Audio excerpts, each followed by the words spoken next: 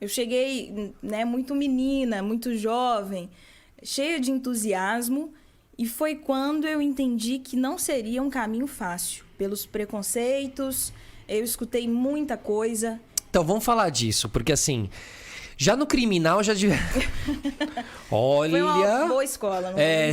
Exatamente.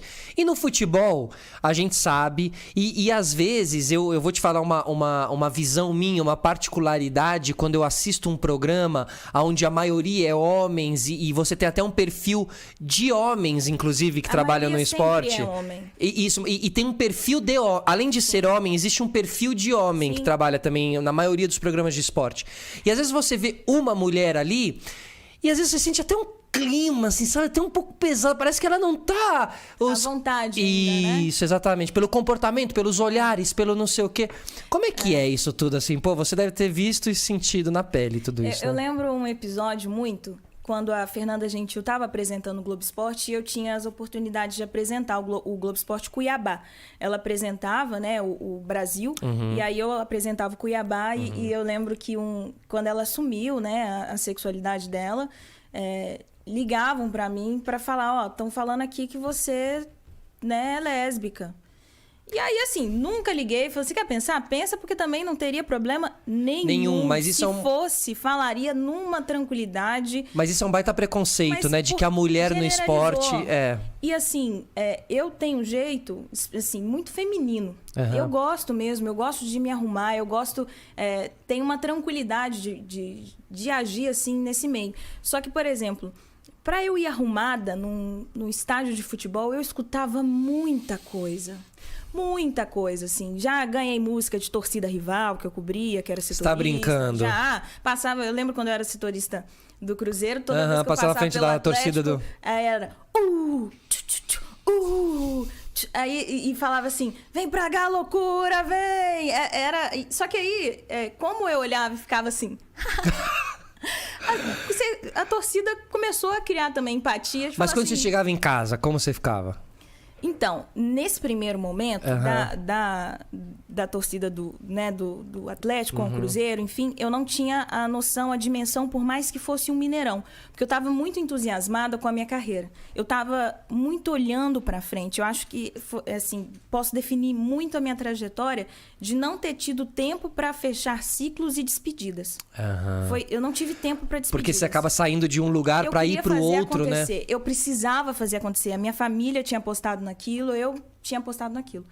E foi quando eu fui para Cuiabá que eu comecei a entender o tamanho do machismo que eu iria enfrentar.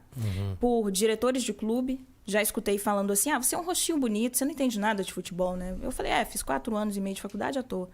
De diretor de clube? Diretores de clube. Isso que me espanta. Sim. E aquilo mexeu muito comigo. Eu lembro que quando eu estava em Cuiabá, eu tive, até mesmo dentro de redação, uma pressão, porque era uma mulher que estava ganhando espaço, que poderia tirar um espaço de um homem. E sofri muito. Hoje eu olho e posso falar isso para você, Felipe, com muita tranquilidade, que aquilo hoje eu entendo como uma violência psicológica. Aquilo que eu sofri foi uma violência psicológica. Porque você apontar para um profissional e falar assim, você é um lixo, você é ruim, seu ao vivo é péssimo. Isso hoje eu saberia responder. Naquela época, eu não sabia. E eu passei por aquilo calada, sofri aquilo calada. Quanto mais eu me arrumava, mais eu sofria um assédio moral ali, de psicológico mesmo. E até de chegar num ponto, até mesmo da torcida. Quando a gente fala sobre torcida, eu lembro de um episódio em que, por causa de tudo que eu estava passando, eu ganhei alguns quilos. Coisa normal, mulher tem isso de efeito sanfona. Sim. E até mesmo quando o emocional pesa. Totalmente. Quando eu passei por isso, a torcida ficava assim, a afiliada tá pagando bem, hein? Tá pagando bem porque tá comendo. E aí eu escutava tudo, assim, o meu peso, eu tinha uma cobrança dentro da redação sobre emagrecer. Tinha. O que eu não concordava. Porque Mas declarado isso, verbalizado? Verbalizado. Por isso que eu falo que hoje eu entendo mais sobre o que aconteceu comigo. Mas eu achava normal e canalizei. Mas você acha que falavam isso pro apresentador também? o apresentador falava Tipo assim, cobrava-se o peso do homem. Estavam começando a cobrar o do homem, porque tinha virado legal ser fitness. Tá. Só que, pra mim, que eu não tava nem querendo que chegasse a mim, chegava de uma forma muito mais rápida. Lógico. E muito mais evidente. E aí, eu não entendi o que fazer com tudo isso, canalizei e tive... Isso eu nunca falei em lugar nenhum, mas hoje eu acho que eu tô pronta para poder falar.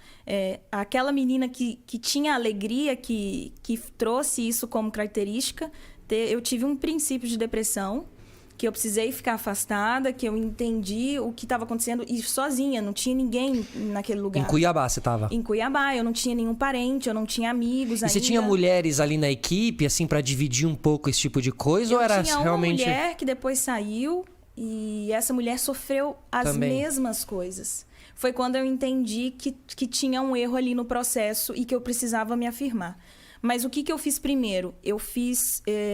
Eu coloquei pra mim que eu precisaria ficar bem.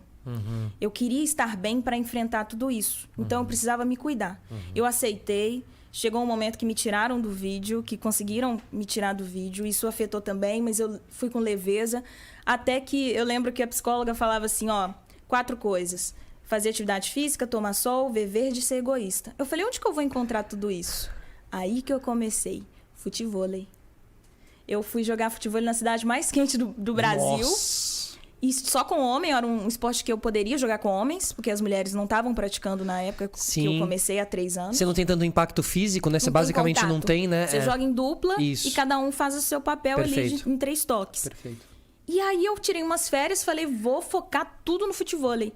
Deu tão certo que, né, recebi alta, não precisei tomar mais remédio nem nada. Então, assim, até para quem estiver assistindo e tiver qualquer problema emocional, eu sei que às vezes a gente olha a pessoa que está sorrindo, que está feliz, e quantos comediantes, quantos artistas que sofrem com uma depressão que a gente não vê por trás. E tá tudo bem. É a vida. A vida não tá fácil, principalmente na quarentena.